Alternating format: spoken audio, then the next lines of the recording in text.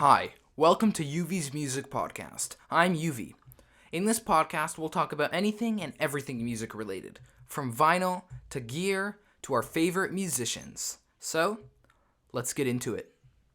UV's Music Podcast, yeah! Hi guys, it's me, UV here, and today on our third episode of the podcast, it is a continuation, it is a part 2 to the second episode. How has YouTube impacted the music industry? So, because last episode we had a special guest on the show, today will just be a continuation of the interview. Our special guest was Steven Taylor. He has his own YouTube channel with 290,000 subscribers. He was a Universal recording artist, and he has his own music school at stevensdrumshed.com. So I'm just going to let you hear the rest of the interview. Let's do it. So I was wondering. So of course, now that YouTube has been around for 15 years, 16 years, there's been endless thousands and thousands of online drummers and YouTube drummers. And I was just wondering if you think all the spots have been taken up, or do you think there's going to be a new wave of drummers that are going to do? Like, is there something new to do, or has it all been done? Man, that's the question that's been being asked since, you had classical composers asking that question, back in the 17 and 1800s, the 16, you've got like Bach sitting there, like, has everything been written already? Like they're wondering these same things. And I think that's what's so unique about the human race is every person is an individual and every person brings something different to the table. Now, if you want to start another drum lesson channel just like mine, that spot's already been taken, And so good luck fighting an uphill battle like that if you want to be a carbon copy of someone else's channel. Like, there's a channel, What's Inside, where this guy just cuts stuff open to see what's inside of it. If you want to start another What's Inside channel, it's going to be a, hard road to hoe because it's already been done, you're in that way. Now, Yeah. if you can come up with a different slant on that, if you can come up with a different way to present that, then people will watch that. And I think that's the magic of any drummer we can list a lot of the great Steve Gadd, Steve Smith, Virgil Donati. We can go through the list of these guys, Neil Peart, some of the classics, what we call the classics. It's not that they were playing all this stuff that had not been played before. You would be amazed at how many of Steve Gadd's patterns are based off of basic rudiments, paradiddles, and stuff like that. You'd be amazed at how much of his stuff has a common link through it. Does that make him a simplistic player? No, absolutely not. It makes him a genius.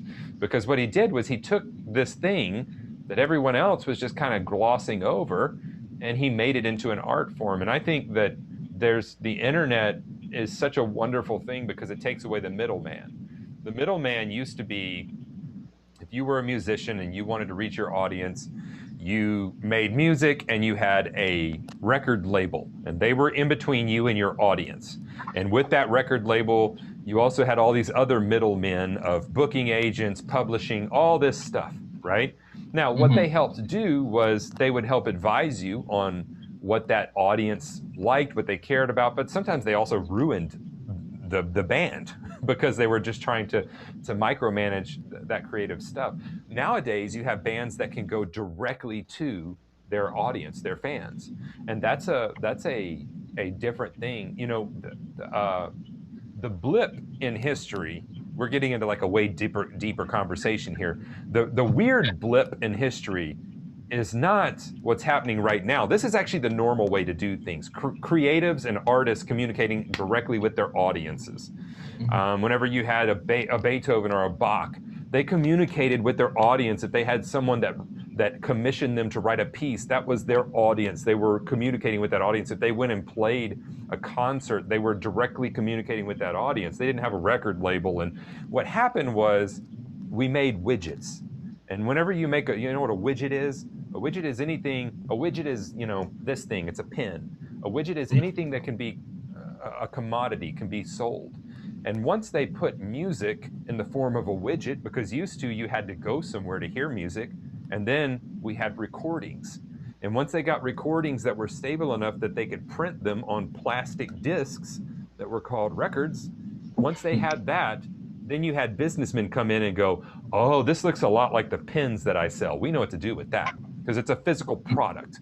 So then you Yeah. had businessmen selling an entire album off of one song. You know, maybe the rest of the album was crap, but that one song was really good, right? So really the blip in our history has been the past 100 or so years, where we have had music become a commodity, become a widget, become something physical that can be sold. And that's been something that has put a middleman in between the artist and the audience. And really, we're just kind of back to YouTube, Instagram, Facebook, StageIt. All these platforms really just help us go directly to consumers. Patreon, all that, they help us go directly to our customers and our audience.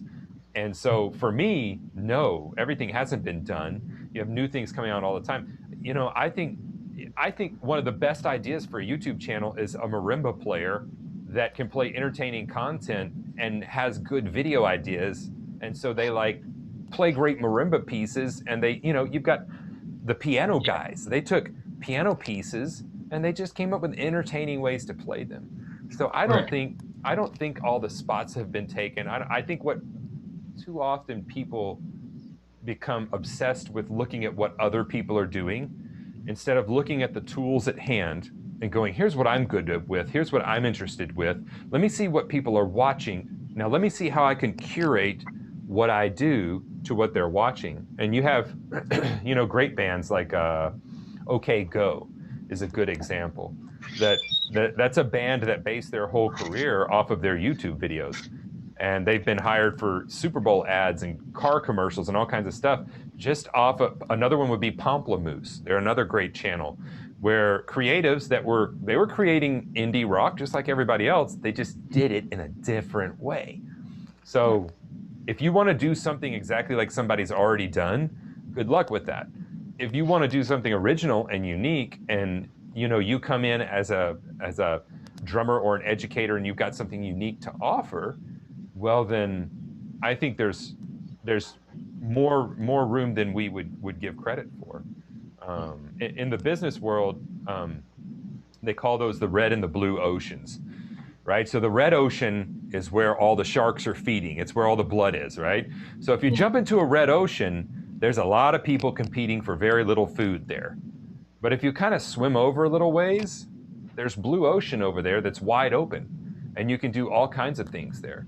So I really try to look at what, you know, other people are doing and see how I can pivot off of that and do something different and do something unique, or pull in something that I saw from a channel completely outside of my market and be like, you know what, I wonder if I could do that type of a thing, but do it with music, you know? So I think that I'm more optimistic about the future of music and creatives than I ever have been, if they'll stop spending so much time comparing themselves to, you know, what other people are doing. Yeah, that's awesome.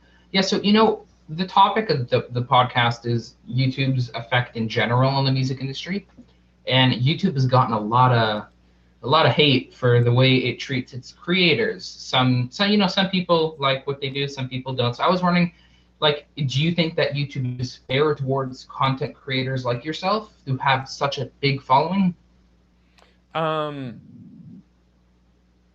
I think they are. I think YouTube is a business, and I think they also have a very smart AI that the Brain, they now use Google Brain for YouTube and have for a couple of years as far as resourcing and sourcing the analytics. And sometimes creatives are not real good at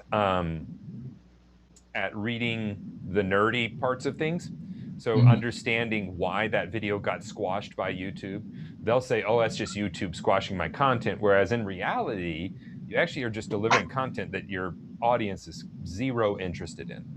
So instead of, for me, as a creative, as a business person, as a musician, as a person, I always try to look to myself first, instead of blaming, you know, YouTube squashing a creator, which I always think that's funny because their platform is built off of creatives, so it only makes sense that they would do the best they could to help creatives. And I think they do with the analytics. I just think all too often creatives don't want to dig into the analytics and actually face the music of like, well, no, actually that video just sucked. We're real bad at saying that, one of our children is pretty ugly, so Yeah. so they've treated me, fairly over the years. Anytime my channel has gone down in views or watch time or subscribers, it's been because of something I've done, and I can trace it back to that. And when I fix that and deliver to the AI, to the system, what it's wanting for my audience, and sometimes that's just changing one little piece of it. And when you change that little piece, all of a sudden it makes that content go. I've had videos that I uploaded and got, over 4 years, they got 15,000 views. I uploaded the same video with a different 15-second intro to tell them, hey, this is an old video, just thought I would upload it and let you guys watch it. The only thing we changed were the title and the thumb. And instead of 15,000, it got like 65,000 in a couple of weeks. So whose fault was that? Was that YouTube's fault or was that my fault? It was my fault because I didn't have a good thumbnail and title for the original one. So I don't know. I think they've been fair to creatives. I think that there's still a lot to be worked out with publishing and publishing splits and those types of things on YouTube that I'm not super happy with because anytime you upload something with copyrighted music, there is a publishing strike on it, and that money is diverted to whatever label that is. But it gets a little hairier than that because there's really 3 pieces of content. You have the artist's original recording of that content, you have the video recording of that content, and then you have the audio and video recording that you made. The new audio of either you playing over that content or you talking and playing over that. So there's really kind of 3 pieces of content, and that publishing split has not been decided upon. Instead, they just kind of take all the ad money and post it towards the whatever record label that is. So I think there's a lot of room for growth when it comes to publishing splits and how they treat that. But for me, I haven't had a bad experience with YouTube interaction. That's great to hear. Now, like I mentioned right at the beginning, you do have your own online music school. And I was just wondering, which platform do you find easier to teach across? Platform as far as like like a website or a channel? Good question. YouTube is wonderful for one-off lessons. YouTube is what a lot of people don't realize are the 3 biggest search engines in the world are Google, YouTube, and Amazon. And YouTube is disguised as a social network.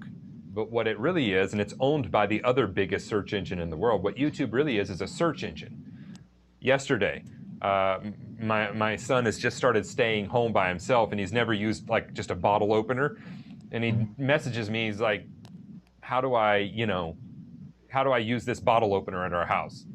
And the first thing is like, dude, go on YouTube. There's a video showing you that. So what do? You search on YouTube. It's a search. When you're in a store and you're looking at a product, you search on Amazon to find the reviews, see if you can get it cheaper. So they're different platforms, but they're used for different things. So YouTube is great at one-off lessons. They're great at entertaining content, that kind of a thing. It's not really great at giving you a cohesive, curated educational experience. What it leads to is a very scattered experience because they're always suggesting new videos to you. And so when you're watching one, you jump out 3 minutes in to go watch this other cool one, and that doesn't work in a learning environment. So for me, I have a lot of fun creating YouTube content and creating original ways to learn the drums.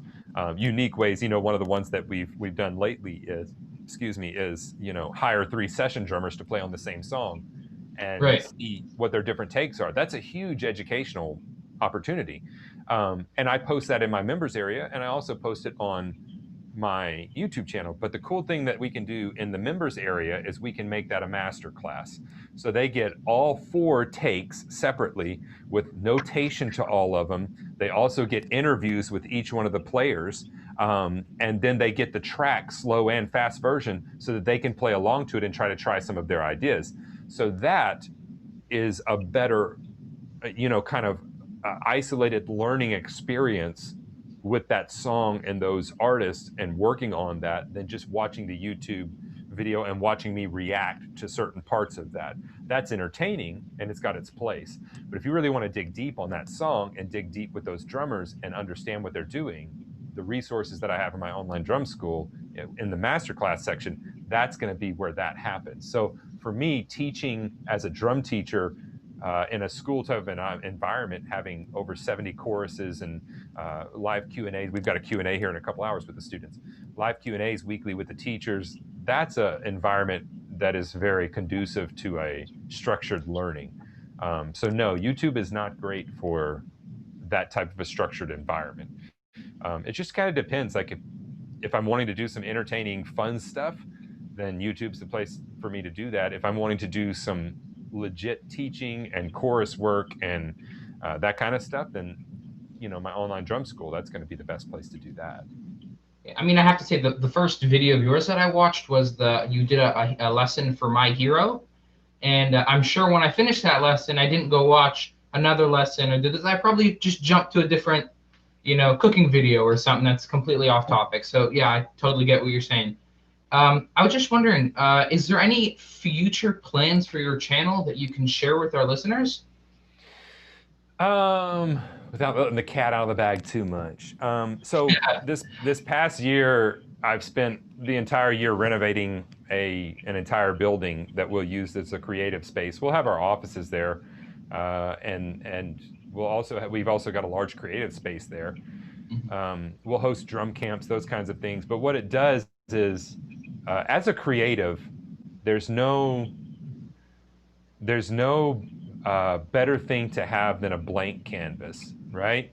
One of the best things, or one of the worst things you can give a painter is a blank canvas, because they'll either be like, oh, I have 8,000 ideas, or they'll be like, I have no ideas. What do I do with this blank canvas? And so the building right now is a creative space that's kind of a blank canvas that really opens up a lot of opportunities to create different and engaging content. It also allows me to have projects ongoing that I can leave set up for a long period of time. Maybe if a video is going to take longer than just like 1 or 2 days of shooting, for past 4 years, I've worked out of a room off of my garage in my house, and it's worked great, but the room I'm in right now is only 10 by 11. I just disguise its size with camera angles. And so Yeah. I can't keep projects set up. I can't even keep mics set up in the same way for very long. So what it'll allow me to do is to keep a YouTube project set up with the lighting and the miking and everything, but also go in and be able to teach students, go in and be able to run my business and that kinds of stuff. So I think the thing you can expect from the channel is to see me trying some different ideas and trying to see which ones will stick. And if I find an idea that sticks, we'll go with it. We have several ideas for different pieces of content, things I would like to make into series. But if my audience doesn't like the series idea, I'm not going to beat a dead horse. I'll go do something else. So yeah, I think you can expect to see me trying to take different slants on how to learn the drums, and not only that, but kind of like a good one, what we've just talked about is looking at the session drummers. Right. It is so massive to be able to shadow a session drummer whenever you're coming up trying to get into the music field. Being able to go to the studio, watch how he approaches the song, watch his body language, watch how he cuts the song, the little tricks he does to the hi-hat to get it to sound a certain way. Hey, and they come back in the talkback mic, they're like, dude, your hi-hats are washing everything out. Okay, I'll play those a little bit lighter. Watching how he adjusts in real time, that's such a big, that's like years of learning in one, 3-hour session. Yeah. So being able to bring that kind of stuff to a video format, having worked on the professional level for years, since I was in my teens, I think I'm able to bring a little bit of a different slant to some of that. So I'm going to, all of that to say, I'm going to be trying to figure out entertaining ways to put that into videos, you know? I'm so excited to see what's going to come out over the next few months and years. Final question. It's a little cliche. It's that cliche podcast question. Do you have any advice for YouTubers that are just starting out now? Yeah, I do. Start with what you have, first of all. Try to figure out something original that you can do. And it doesn't have to be completely reinventing the wheel. Just try to come up with an original slant on something instead of trying to copy what someone else is doing. And then just start producing, start making content. All too often, we get frozen because there's so many things to do. There's so many stumbling blocks that we actually don't ever start making content. And if you need to be encouraged, like I said earlier, just go to my channel and search the videos oldest to newest, and you'll see some real junk come up. Like, it's just not great stuff. But what I was doing was I've always gone with the adage of just start producing content and then improve it as you go. It doesn't have to be perfect. You know, you can perfect that as you go. And one of the things that we talk about pretty consistently, I have a team of guys that works with me on videos now. We very consistently talk about, we want to keep the vibe that at any point I could grab a camera and turn it around to my face and start talking to it, and that's not a weird thing. We don't want to so overproduce the videos that we lose that real, like, hey, I'm a real person in this video, like grabbing the camera, putting it in your face, you know, type of a deal, instead of it all feeling like it's on HGTV or something. I think that just starting with what you have, where you are, and trying to create some content, because then you start learning about things that are much more outside of just your playing or your craft. You start learning about, oh man, the lighting really sucks. Oh, the pacing of this video really sucks. You know, oh, I hate the way my drums sound. I need to tune those. You start getting outside of yourself and really start learning some other aspects that have to do with what you're doing. But you won't see those if you don't just start, you know. Start with what you have. Thank you so much for coming on the interview. That was awesome. Thank you so much. And really, that was, you know, perfect. We wanted to get the inside information from a YouTuber himself, and I think we got the best of the best. So thank you so much, Stephen. Thanks so much for having me. I really appreciate it. All right, that was the interview. I really hope you guys enjoyed that. I just wanted to once again thank our special guest, Stephen Taylor. You were amazing. Thank you so much for coming on the show. And you guys should just stay tuned in for the next episode. See ya. UV's Music Podcast, yeah.